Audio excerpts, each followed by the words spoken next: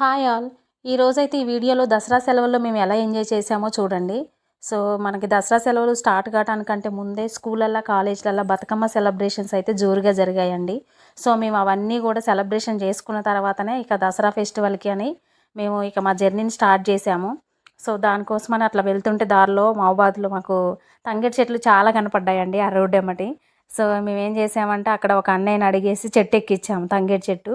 ఆ తంగేడు చెట్టు ఎక్కిచ్చేసి ఇక ఆ పూలన్నీ తను మొత్తం కట్ చేసి కొమ్మలతో సహా పూలు పూసిన కొమ్మలన్నీ కిందేస్తా ఉంటే మేము ఇక ఆ లీవ్స్తో సహా ఒక్కటి కూడా వదిలిపెట్టకుండా మొత్తం కలెక్ట్ చేసుకున్నాము. ఎందుకంటే తంగేడుకి అంత డిమాండ్ ఉంది. మనం ఊర్లలోకి వెళ్ళిన తర్వాత కూడా ఆ తంగేడు పువ్వు మనకు అంతగా దొరకదన్నట్టు.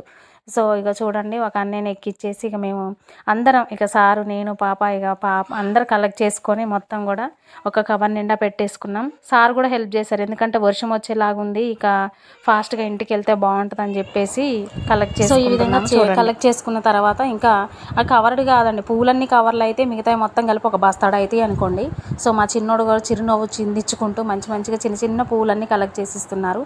ఇక పాప హెల్ప్ కూడా లేకపోతే ఎలా చెప్పండి. సో తను కూడా మొత్తం కొమ్మలు, మంచి పువ్వులు ఉన్న కొమ్మలే ఎంచుకుంది. సో ఈ విధంగా అయితే మేము మొత్తానికైతే తంగేడు పూని కలెక్ట్ చేసుకున్నాక ఇక నెక్స్ట్ ఏం చేసామంటే బంతి తోట దగ్గరికి వెళ్ళామండి. ఇక్కడ ఆరెంజ్ మనకి ఎల్లో కలర్లో ఉన్న బంతి పూలు, చిన్న చెట్లే కానీ చాలా బంతి పూలు గుత్తులుగా ఉన్నాయి. సో మేము వాటిని కూడా తీసేసుకున్నాం. అక్కడ తోటలో కూడా చూడండి, బంతి పూలు సీజన్ అంటే బతుకమ్మ ఫెస్టివల్ కాబట్టి బాగా డిమాండ్ ఉంది వాటికి కూడా.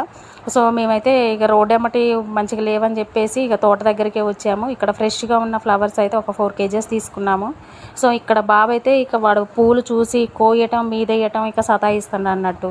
ఇక చూడండి, చిన్నగా ఇక అందరం కదిలాము కొనుక్కున్న తర్వాత.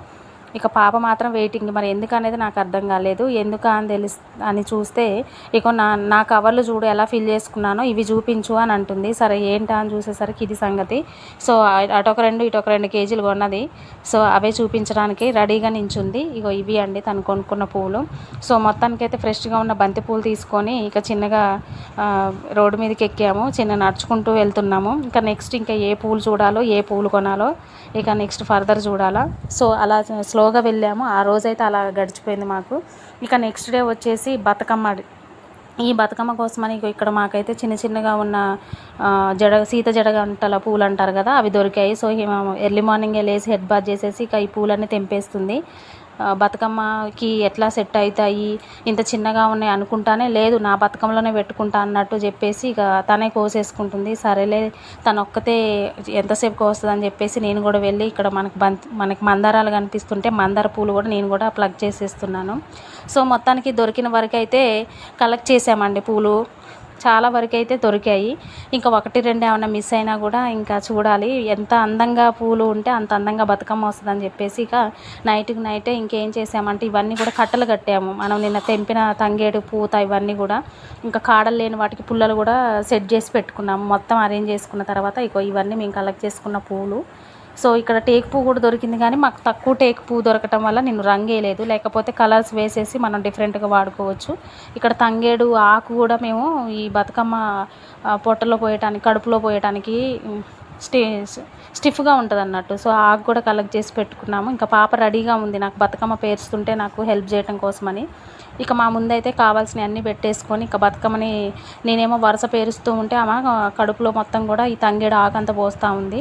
సో మొత్తానికైతే ఇద్దరం కలిసి ఒక బతుకమ్మని అయితే చేస్తున్నాము.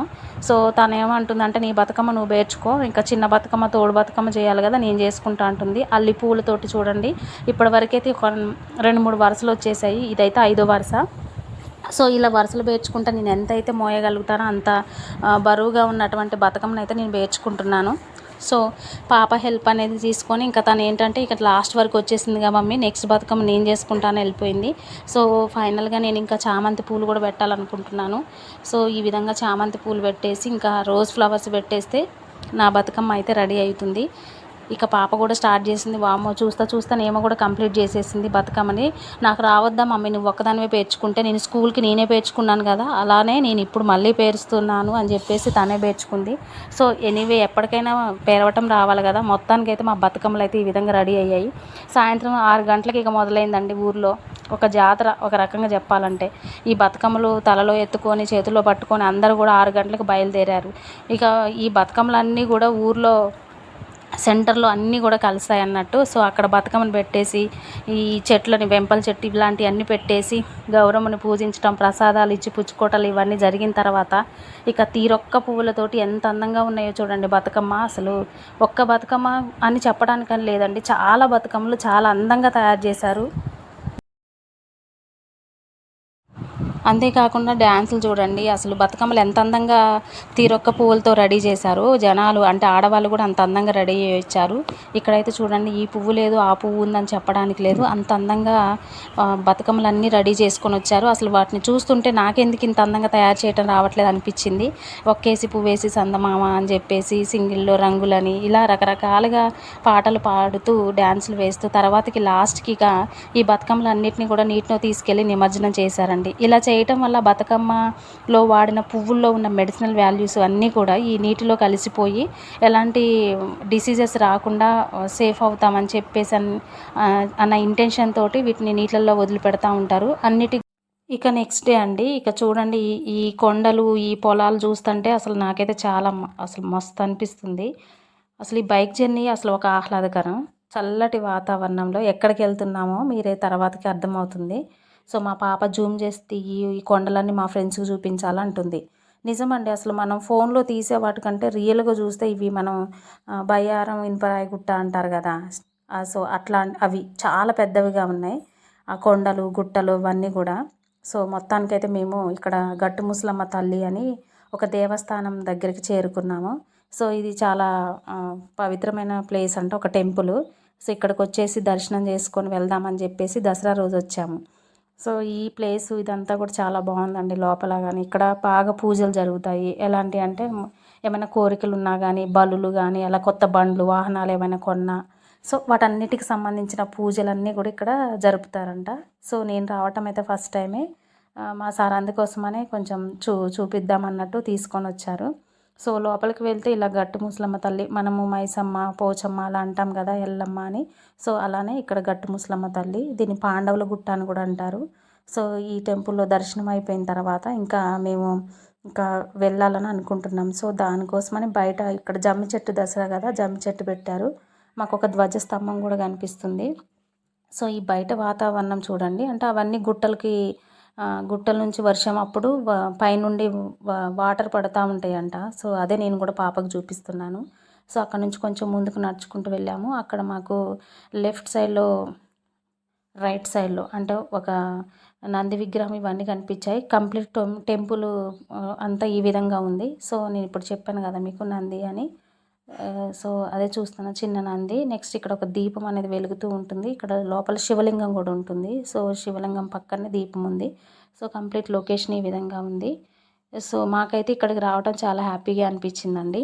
సో మొత్తానికైతే ఇంకా నెక్స్ట్ వెళ్ళాలనుకుంటున్నాను. నేను చెప్పింది ఇది, ఇక్కడ నుంచి వర్షం పడినప్పుడు వాటర్, ఇప్పుడైతే ఫ్లో ఏం లేదు, తర్వాత వర్షం వచ్చినప్పుడు అయితే ఉంటుందని అయితే అర్థమైంది.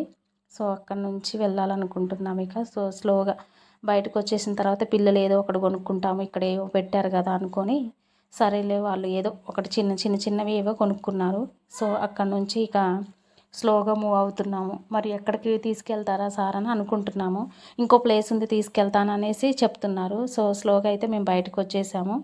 సో మొత్తానికైతే దర్శనం అయిపోయింది. వెళ్ళి బయటకు వచ్చేసిన తర్వాత సార్ ఏం చేశారంటే మమ్మల్ని ఒక వేరే ప్లేస్కి తీసుకెళ్తా అని చెప్పేసి ఇక్కడికి తీసుకొచ్చారు. ఇక్కడ మా ప్రశాంతంగా గ్రౌండ్ కనిపిస్తుంది కదా, అవునండి మీరు చూస్తుంది నిజమే. సో ఇది ఒక స్కూల్ గ్రౌండ్, ఏది అంటే ఆశ్రమ ప్రాథమిక పాఠశాల అని ఉంది చూసారా, ఒకప్పుడు ఇలా ఈ చిన్నదే ఉందంట, కానీ ఇప్పుడు చాలా పెద్దగా అయింది.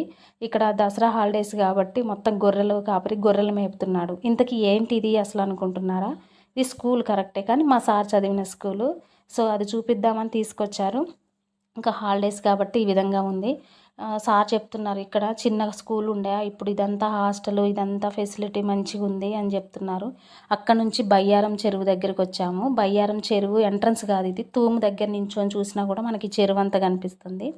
కను చూపు మేర ఎంత దూరం అయితే చూడగలుగుతున్నామో అంత దూరం అయితే నాకు ఈ చెరువు కనిపిస్తుంది. భయంకరంగా ఉంది, అంటే మనం వీడియోలో చెప్పేదానికంటే లైవ్లో చూస్తే చాలా బాగుంది.